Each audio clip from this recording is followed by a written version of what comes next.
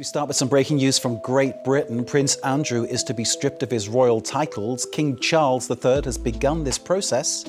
Andrew, we remind you, embroiled in the ongoing Epstein affair. He's already stepped away from royal duties. Imagine Prince Andrew, who has been out of the public eye after the Epstein scandal, trying to regain his royal privileges.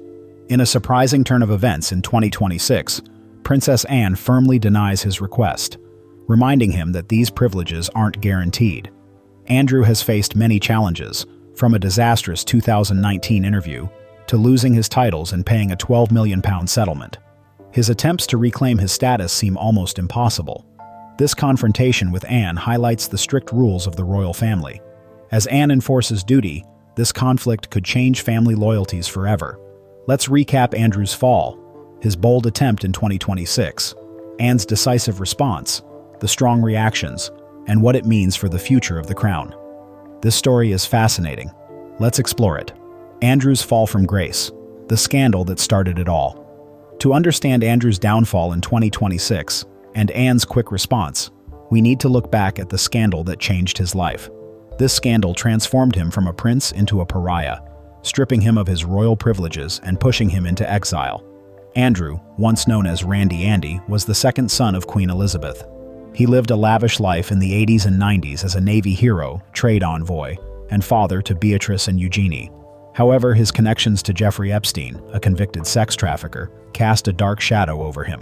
The crisis peaked in November 2019 with his awkward BBC Newsnight interview, where he defended his friendship with Epstein and denied any wrongdoing. Virginia Giuffre accused him of assaulting her when she was 17. Andrew claimed her allegations were categorically untrue.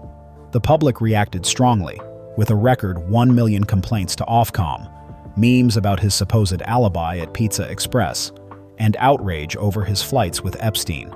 In January 2020, Queen Elizabeth intervened. The palace announced that she was removing his military titles and his use of HRH in official settings, effectively sidelining him at 60, which his aides noted was a source of her disappointment. In 2022, the situation worsened. Giuffre settled her lawsuit against him in the US for about £12 million, with reports suggesting Charles helped pay for it. Andrew then moved to Royal Lodge in Windsor, cut off from his royal duties but still holding on to his lease on the home, despite rumors of an eviction in 2023. By 2024, with Charles facing health issues and Anne having an accident, Andrew tried to make a quiet return, appearing at Christmas events and Eugenie's wedding. However, the palace made it clear that he would not regain his privileges, stating he must step back permanently. Public opinion was against him, with surveys showing 70% viewed him as unfit, which tied to Epstein's suicide in 2019 and ongoing investigations revealing more of Andrew's flights. This downfall affected the monarchy, forcing a reassessment of duty versus entitlement. Anne emphasized this change in her 2024 BBC interview, stating, "You can't have it both ways." Entering 2026 with Charles improving but concerns about the succession, Andrew saw a chance to lobby for some honors or a revival of his HRH title, testing the family's limits. However, when Anne got wind of this, she swiftly stopped him. The 2026 attempt, Andrew's bold push for privileges. In 2026, Andrew, the disgraced Duke, tries to make a comeback after being in exile since 2022. He sees a chance to reclaim some of his former privileges due to the family's health issues and changes at the palace. Instead of making a public appeal, Andrew begins a secret campaign in early spring 2026. He feels trapped at Royal Lodge and wants to regain his dignity and that of his daughters, Beatrice and Eugenie. The situation heats up in March 2026. King Charles, now 2 years into cancer treatment and looking healthier after stable therapies in 2025, starts to delegate more duties. Andrew, now 65 and feeling isolated, believes this is his opportunity. He faces financial stress because maintaining Royal Lodge costs £3 million a year without enough security funding. He also feels a need for relevance, especially after Eugenie mentioned in Vanity Fair in 2025 that Dad's heart is still royal. He discreetly reaches out through back channels. In April, he arranged a private lunch with Charles at Windsor.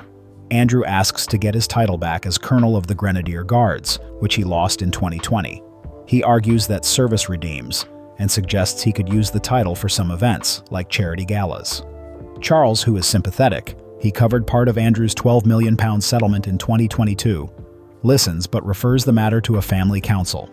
In May, Andrew steps up his efforts. His allies leak information to friendly media outlets, hinting at a potential return for him and his daughters. He also meets Eugenie, who has become a working royal with 50 engagements in 2025, to discuss her support.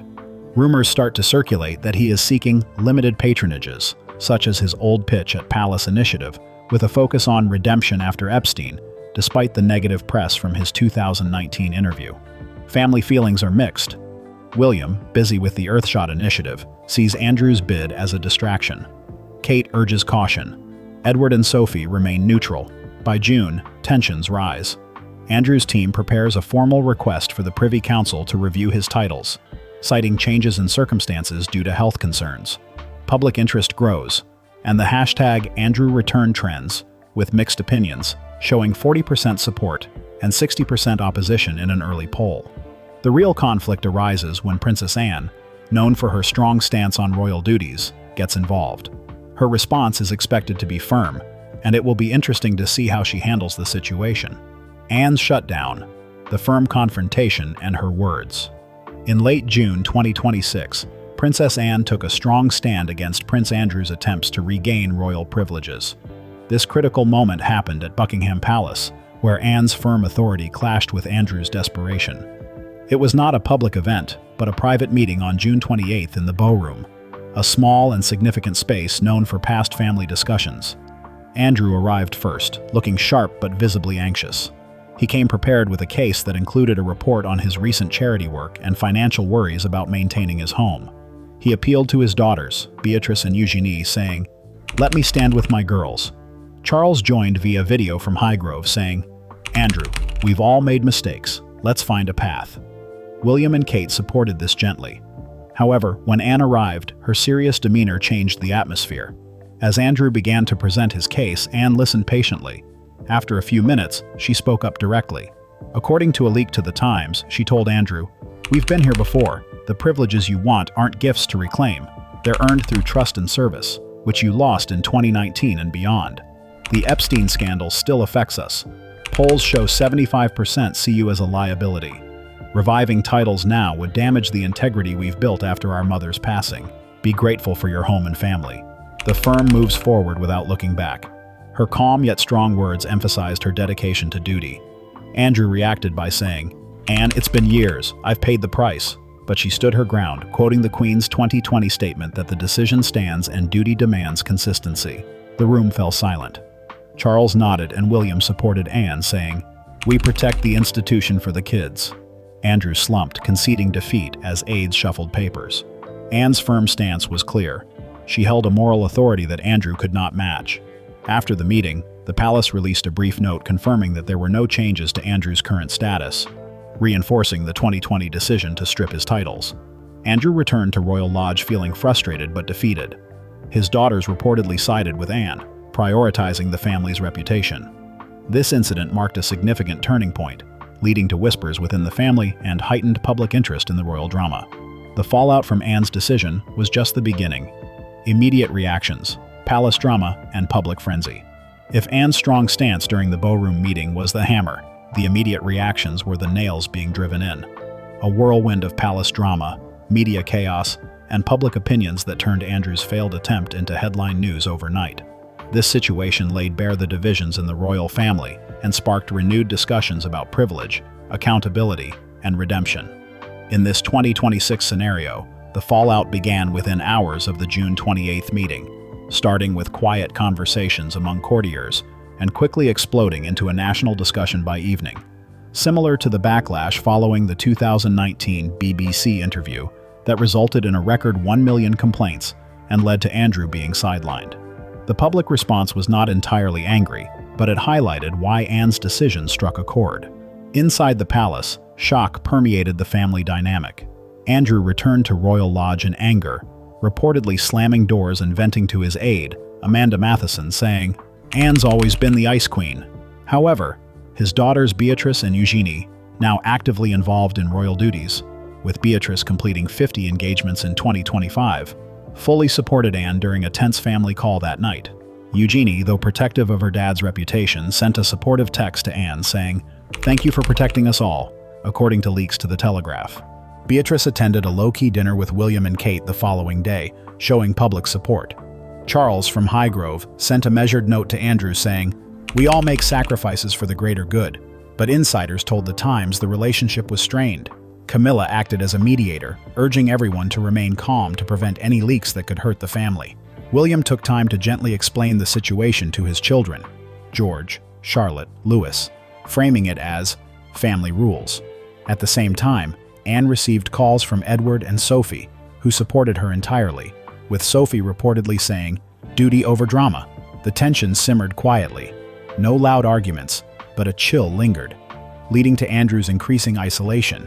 He was reportedly not invited to Sandringham for Christmas 2026.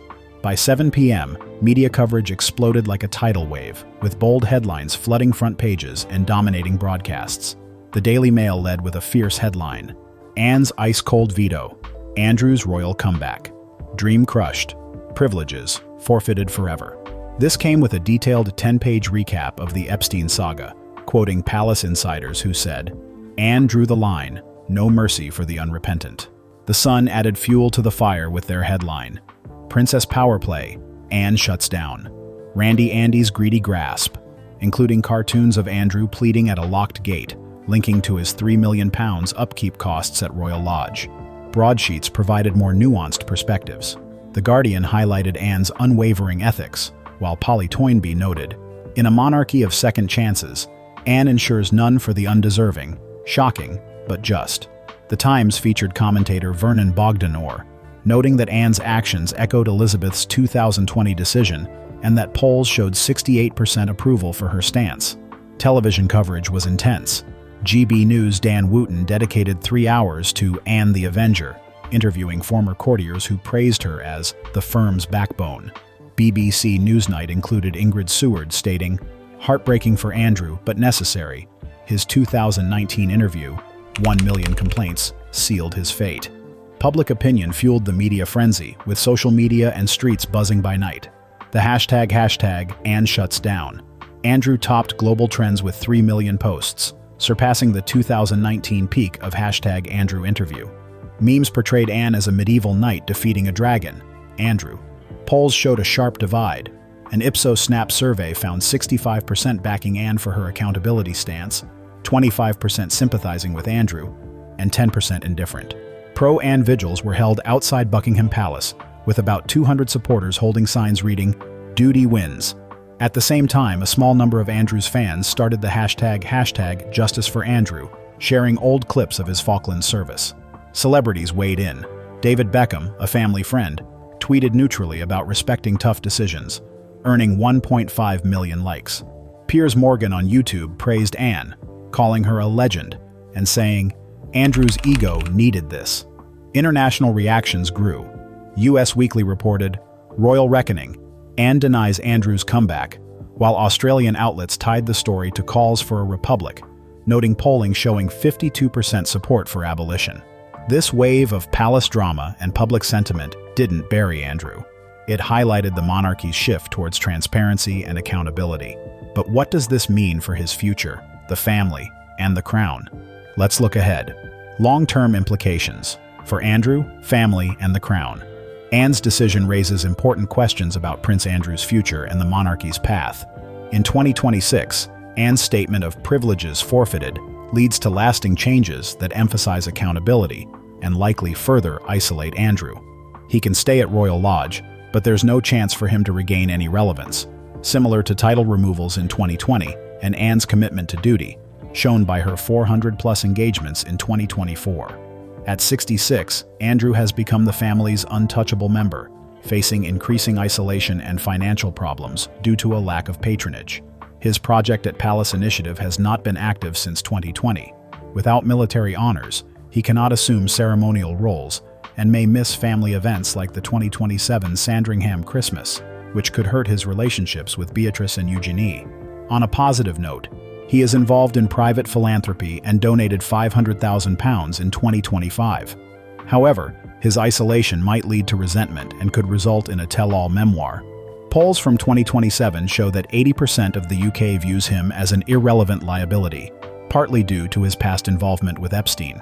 Anne's comments suggest he cannot return, which insiders see as a final nail in his attempts to reclaim his position. In family dynamics, recent decisions reinforce the core working royals while highlighting the consequences of scandal in this streamlined era. William and Kate are establishing themselves as steady figures, with William preparing for his future role and driving impactful initiatives like the Earthshot Prize. Their focus on duty influences their children, George, 14, Charlotte, 11, and Louis, 9, who are growing up with a strong sense of responsibility. Meanwhile, Edward and Sophie are increasing their patronages, while Charles finds clarity in his semi-retired role. However, tensions remain. Andrew's daughters face divided loyalties, and Beatrice's potential promotion to a full working royal in 2027 is uncertain. The Sussexes may also face challenges, especially if Harry comments on family issues. Overall, a sense of unity is fostering a tighter royal circle, and polling indicates a 65% approval rate by 2027 if this unity continues. The monarchy is pushing reforms to become leaner and more accountable, with Anne's intervention seen as key in reducing the number of working royals from 15 to 7. Public trust appears to be recovering, with 70% supporting the recent decisions. However, concerns remain about the perception that harsh measures could fuel Republican sentiment in countries like Australia and Canada. In 2026, Prince Andrew made a bold attempt to regain his lost privileges after the Epstein scandal, but Princess Anne firmly rejected his efforts, stating that privileges must be earned. This confrontation has heightened family tensions, with public opinion strongly supporting Anne.